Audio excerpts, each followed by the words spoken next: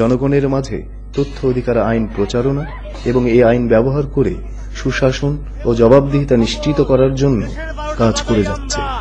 আছি বেশ জবর, চাল খাবো, চাল খাবো, খাবো চালের ডিম। বন্ধ সব বন্ধ। হাসপাতালে নাকি সরকারি ওষুধ যাচ্ছে, বন্ধ সব বন্ধ।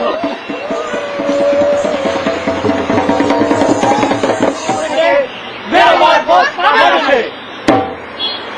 জিনা না জিনা জিনা জিনা না জিনা সরকার দিতে অনেক কিছু খবর তুমি রাখো।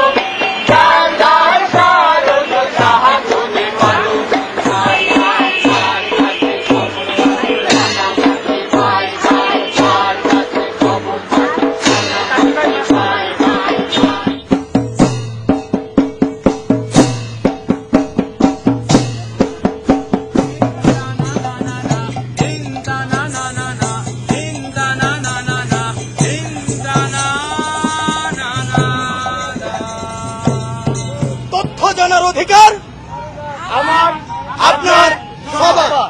ভাইরা, আপনারা যারা এই নাটকটি দেখেছেন, এই নাটক থেকে কি বুঝেছেন কেউ বলতে পারবেন? আপনারা জানেন তথ্য অধিকার আইন হয়েছে দেশে, জানেন কেউ? জি জানেন। জানেন তাই না? আমরা বলি যে সরকারি টাকা, সরকারি টাকায় দেশ চলে, সরকারি টাকায় এ হয়, সরকারি টাকায় হয়। সরকারি যে টাকা, সরকারি তহবিলের টাকাটা আসে কোথা থেকে বলেন তো? আমাদের জনগণের ট্যাক্সের পয়সা থেকে আসে। আমাদের ট্যাক্সের পয়সা থেকে। এখানে কে কে ট্যাক্স দেন হাত তোলেন তো? ট্যাক্সের থেকে 1 2 3 4 5 এতগুলো লোকের মধ্যে 5-6 জন সবাই ট্যাক্স দেয়। ভালো কথা, সবাই ট্যাক্স, 5 জন না। হ্যাঁ ভাই, ট্যাক্স দেয়, এই অধিকার তো আমরা ওটাকে চাই না। হ্যাঁ আমরা ট্যাক্স দেই, এটা আমরা সবাই জানি না, তাই না? কেমনে দেয় একটু বুঝেন। আমরা দেশলাই কিনি না বাজারে যে প্রয়োজনে, আমরা চাল কিনি না, ডাল কিনি, কাপড় কিনি, জুতা কিনি, সাবান কিনি, তেল কিনি, প্রত্যেকটা দামের মধ্যে ট্যাক্স আছে। ভ্যাট দেয় না আমরা? তাহলে এই টাকা যে কোথায় জমা হয়? সরকারি তহবিলে, সরকারি কোষে যে জমা হয়। তাহলে সরকারি কোষের টাকা কার টাকা? আমার টাকা, জনগণের টাকা, আমার আপনার সবার টাকা।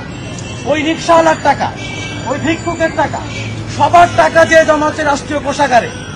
তাহলে সরকার কা মাল দরিয়া মে ঢাল, এ কথা ভুল না? তাহলে আমার টাকায় যদি দেশ চলে, তাহলে আমার টাকার হিসাব নেওয়ার অধিকার আমার আছে অবশ্যই।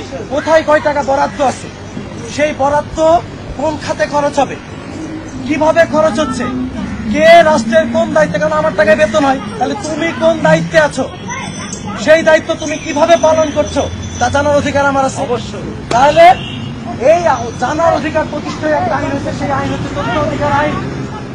তথ্য অধিকার আইনের বাস্তবায়নের জন্য যদি আমরা সবাই ঐক্যবদ্ধভাবে কাজ করি এবং ব্যাপক প্রচার করি, তাহলে এই একটি মাত্র আইনেই দেশের চেহারাটা পাল্টে দিতে পারে।